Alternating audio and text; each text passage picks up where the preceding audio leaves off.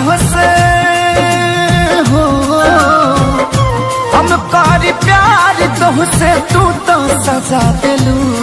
तोहर दिल हो कि चार जार कतही लगा लेलू।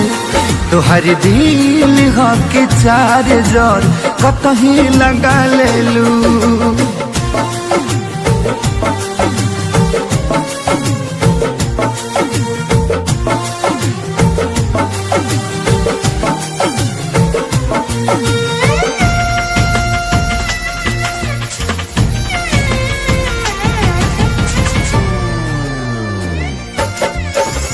कबो न मुस्कुरालू तू, क्षण में रूठ जालू तू।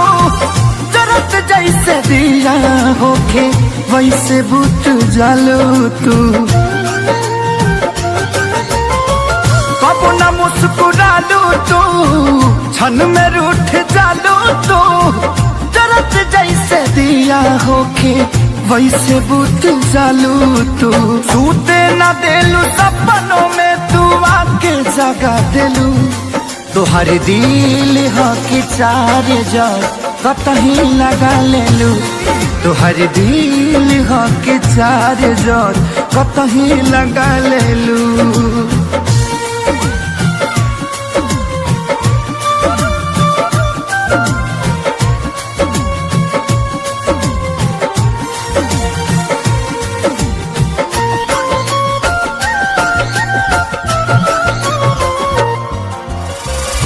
दिलिया दिमाग में बसलू अभी से की दीवारी के।